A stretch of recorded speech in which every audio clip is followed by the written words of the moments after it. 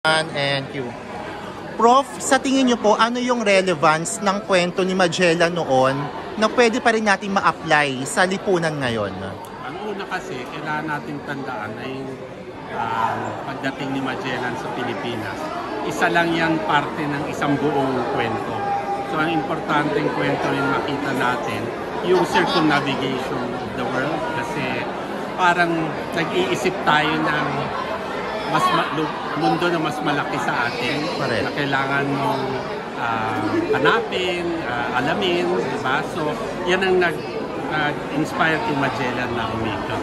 Ngayon, anong relevance ng kwento ni Magellan sa atin? Kasi alam lang natin normally, yung si Lapu-Lapu at saka si Magellan, alam nyo, pag binasa nyo kasi yung eyewitness account nung battle sa Mactan, na sinulat ni Picafetta, yung kanyang chronicler, makikita nyo doon na wala naman si Lapu-Lapu sa tubig.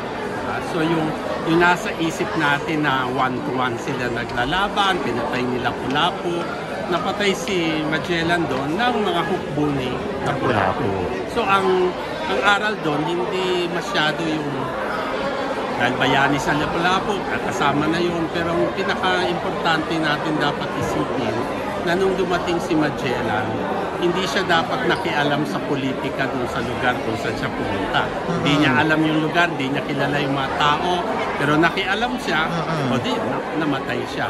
But that's not, hindi ganun ang pagkaturo sa atin. Kailangan natin maintindihan na noon pa man, hanggang ngayon, isa sa mga problema ng bansa, yung pagsali ng ating elite, yan sila humabon doon sa kalaban, diba? So, collaborator sila as we would call today. So, ang kwento ni Magellan at Lapu-Lapu, mas malaki kesa sa natatandaan natin sa Araling Panlipunan. Kailangan natin tingnan ang buong kwento, ang konteksto, ang side story, para maging relevant sa atin.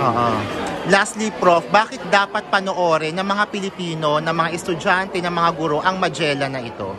Hindi ko pa napanood eh. Technically, yun din. No? Marami kasing manunood dito na, kailangan historically correct. You know, ang pelikula, hindi naman siya doctoral dissertation. Correct. Pagbigyan natin yung artistic license, ito ay kwento, ito ay isang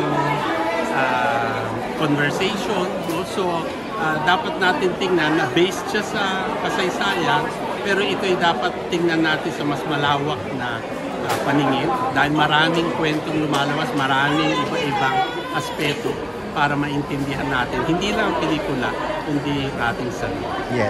Thank you, Prof.